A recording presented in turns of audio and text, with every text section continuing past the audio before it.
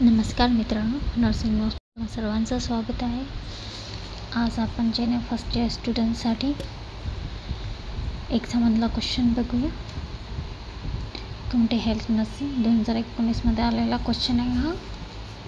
Standing order 5 मार्कासाठी विचारला जातो. टिपा लिहामध्ये किंवा खालील प्रश्न लिहामध्ये, प्रश्नाचे उत्तर लिहामध्ये. चला तर सुरुवात करूया आजच्या क्वेश्चनला. स्टँडिंग ऑर्डरचे स्थायी आदेश. डेफिनेशन बघूया. आरोग्य सेवा, विशेषतः परिचर्या नर्सिंग संदर्भात स्टँडिंग ऑर्डर म्हणजे स्थायी आदेश किंवा पूर्व अधिकृत सूचना. या सूचना म्हणजे डॉक्टरांनी आधीच लिहून ठेवलेले आणि प्रमाणित केलेले आदेश असतात, ज्यामुळे परिचारकांना नर्सेस काही विशिष्ट परिस्थितीत काही ठराविक उपचार किंवा प्रक्रिया करण्याची परवानगी मिळते. प्रत्यक्ष वेळी डॉक्टराच्या परवानगीची गरज नसते. तर स्टँडिंग ऑर्डर म्हणजे काय? एक स्थायी आदेश किंवा पूर्वाधिकृत सूचना म्हणजे आधीच लिहून ठेवलेली सूचना. या सूचना म्हणजे डॉक्टर आधीच लिहून ठेवलेले किंवा प्रमाणित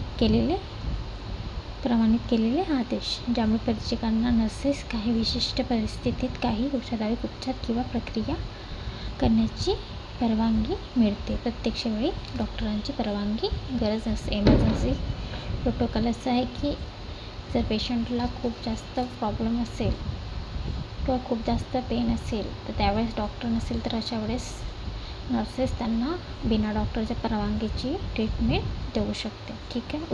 उदाहरण बघूया.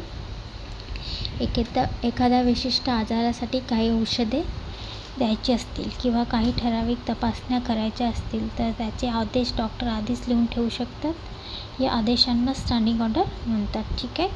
यामुळे वेळीच बचत होते आणि तातडीच्या परिस्थितीत त्वरित कार्यवाही करणे शक्य होते, कारण प्रत्येक वेळी डॉक्टरांना बोलवण्याची किंवा त्यांची परवानगी घेण्याची गरज नसते. हे आदेश विशिष्ट परिस्थितीतच वापरला जातात आणि त्याच वेळोवेळी तपासणी केली जातात. हे ऑर्डर जास्त करून एमर्जन्सीमध्ये वापरलं जातं. ठीक आहे ना. त्याला कॅज्युअलिटी बोलतात.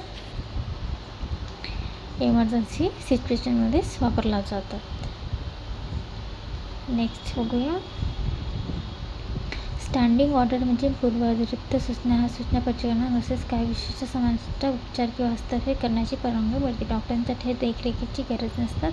हे ऑर्डर साधारणतः अशा परिस्थितीत वापरल्या जातात जिथे डॉक्टर लगेच उपलब्ध नसतात, जसे की ग्रामीण भागात किंवा सार्वजनिक आरोग्य आणीबाणीच्या परिस्थितीत. ठीक आहे. उदाहरण बघूया.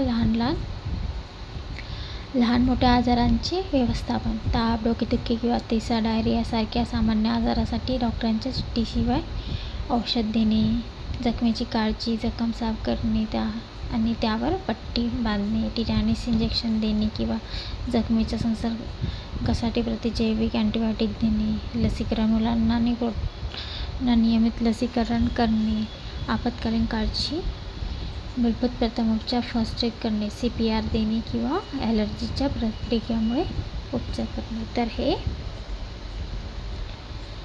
एमर्जन्सी सिच्युएशनमध्ये केले जाते. तसं हॉस्पिटलमध्ये पण होतं. जर खूप जास्त एमर्जन्सी असेल तर तिथे डॉक्टर उपलब्ध नसेल तर डॉक्टरनी जे लिहिलेल्या SOS टॅब्लेट असतात तर ते कधी देतात. स्टँडिंग ऑर्डर आरोग्य सेवा व्यावसायिकाच्या टीमद्वारे तयार केल्या जातात, ज्या डॉक्टर, परिचारिका आणि फार्मासिस्ट यांचा समावेश असतो. त्याचा पुराव्यात आधारित मार्गदर्शन तत्त्वावर आधारित असतात आणि त्या प्रभावी आणि योग्य आहेत याची खात्री करण्यासाठी त्यांच्या नियमितपणे तपासण्या आणि अद्यतन केले जाते. तर एखादी एमर्जन्सी आली आणि सगळ्या औषधे दिली आणि तशात कधी डॉक्टर उपलब्ध नसल्यामुळे कधी फोनवर पण ते ऑर्डर देतात आणि ते लिहिलेलं जात नाही, पण डॉक्टरला नंतर ते लिहिणे आवश्यकता आहे आणि त्याची सिग्नेचर घेणे पण आवश्यकता आहे. याचा पुराव्यावर आधारित मार्गदर्शन तत्त्वावर आधारित असतं. ठीक आहे ना, समजलं ना एवढं? खूप सोपं आहे स्टँडिंग ऑर्डर. हे वाचून घ्या तुम्ही स्क्रीनशॉट काढून. जे हॉस्पिटलमध्ये काम करत असाल त्यांना खूप चांगल्या प्रकारे माहीत आहे स्टँडिंग ऑर्डर काय असते ते, आणि इथे खूप सोप्या भाषेत लिहिलेलं तर तुम्हाला लगेचच समजेल.